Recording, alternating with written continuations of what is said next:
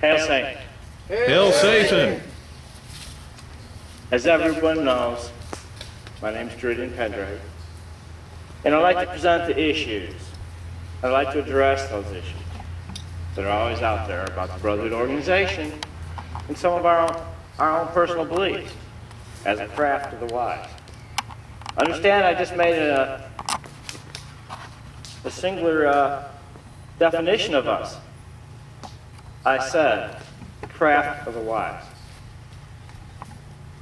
If we're really the craft of the wise, then we have to wisely know something and understand great occult truths if we are ever to feel that we're qualified to pass on the craft to others.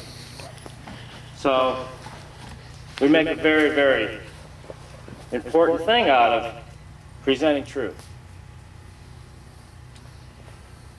So this afternoon I wanted to talk about something I thought needed to be addressed. There's a lot of accusations that go around about the Brotherhood because many of us are practicing witches, dark pagans, vampires, members of secret societies, Illuminati, Druids, Illuminati in general. Those of us that reach that vibration. So, one of these issues I've been watching has been one about accusations of some of the things the Brotherhood of Satan looks like we're showing is Wicca. I'd like to describe the truth about Wicca to everybody, and I will go into some of the history of that in this workshop.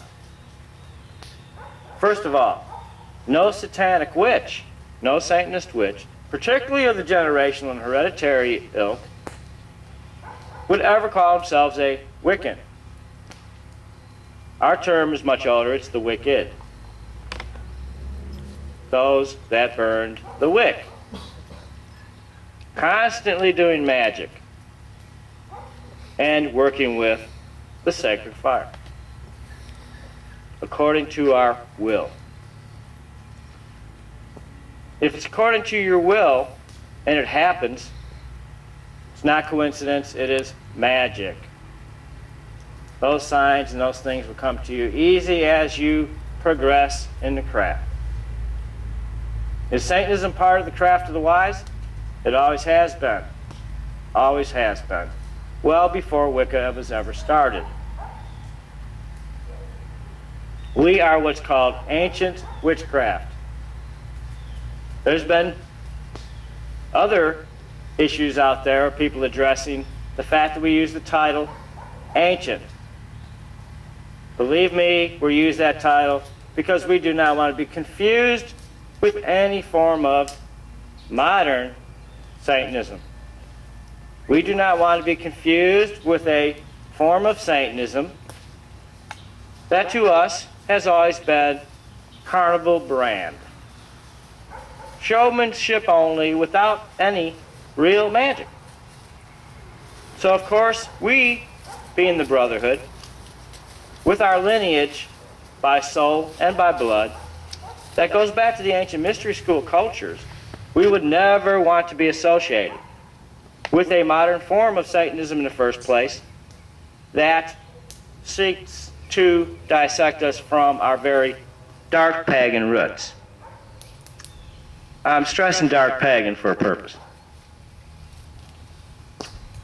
Any Satanist, whether it is an ancient Satanist like us or a modern Satanist, that uses the words demon, demoness, and has an invocation to our master Satan that entails the use of invocation or evocation to summon these old entities, which were deities at that time. So we know and understand, again, wisely, because we are the craft of the wise, that our origins do have ancient roots. Now, we're not saying exactly that every Brotherhood Satanist in this country or in Europe has that bloodline lineage to those ancient cultures. Some of us do. Not everybody does. And it's not that important to us if they do or if they don't, because we adopt anyway. We would like to make mention of something. It matters not if the blood is royal, if the vibration of your soul. We will admit, however, there are Satanists with direct lineages, and they do come from old families, and our families have always been those that practiced the original draconian, what was called the Royal Dragon Courts. These are the real bloodline Satanists out there. But believe me, there are a number of Satanists that we have associated with us that are not bloodline. And again, Drew does not look at a person as my bloodline is better than anybody else, or any other member that's a bloodline Royal Craft member's bloodline is better than anybody else, or anybody's better than anybody else, period. The true kingship, especially amongst the ancient Celts, there's that word ancient, excuse me again, for you that don't like the word that much, particularly amongst the ancient Celts. I really find that amusing. But particularly amongst the ancient Celts, we did have queens and kings that were from the royal ancient Druidic line. But I'm going to say something. If the vibration of the soul is not there, they're not a true king. You'll see that in history with despots and tyrants and those that rode the church. Rode right with the church.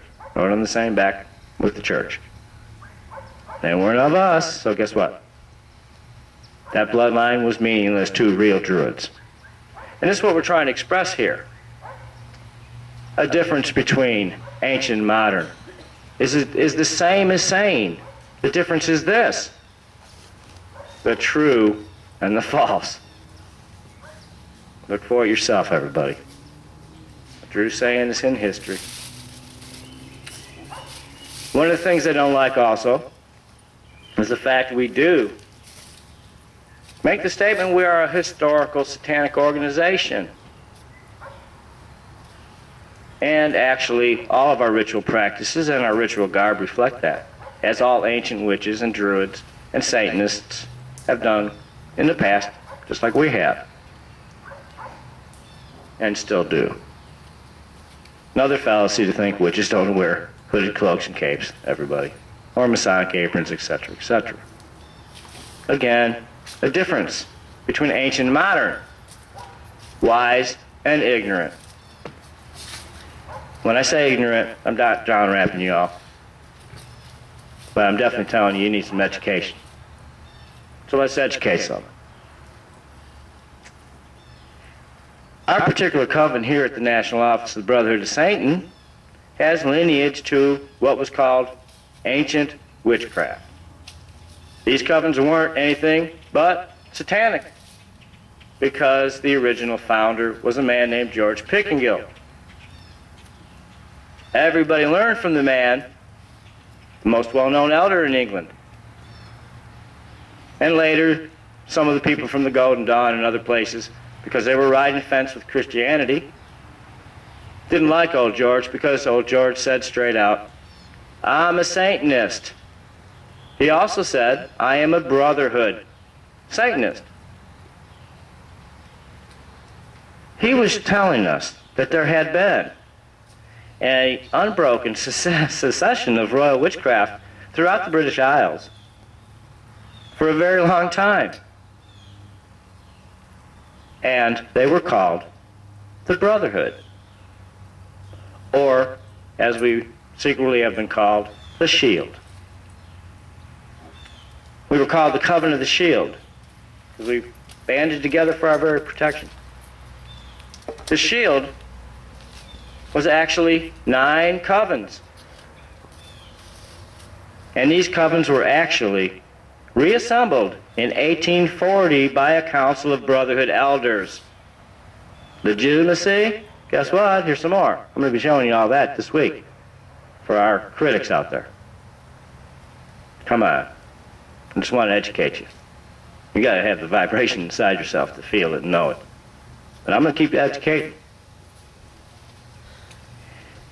As I said, a council of Brotherhood elders did this because they knew that the man, George Pickengill, known as a cunning man, we were called the cunning besides craft, by the way. Because why? We were very crafty, very cunning. We could think. We could do. We could think something, and it will happen. Old George was born in 1860, died in 1909. He was known as the cunning man of Essex village in Canadon, England.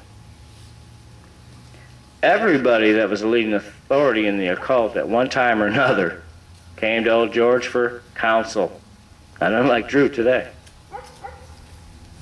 because they knew he was a wise teacher. And before anything else, he was a wise teacher. Now the difference again in term ancient and modern, some of us ancients actually have a lineage to those who were always wise teachers, and we follow in their footsteps. Many people came to old George for guidance. Just a few: Crowley, Gardner, Doreen Valianti, Sybil Leek, High Priestess of Black Forest Coven at that time. Another, guess what? Those you know any history of Sybil Leek, you probably never knew that she was a Brotherhood High Priestess. One of the older ones that's been around, like Drew. But anyway.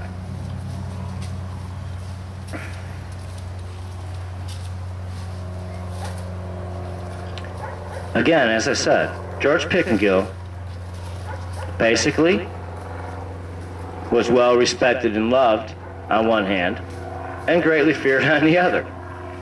Again, not like me these days.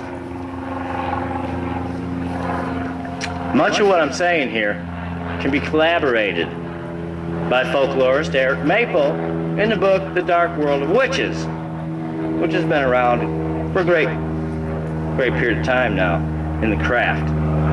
I want to tell you a little bit about Old George and the Brotherhood prior to Old George.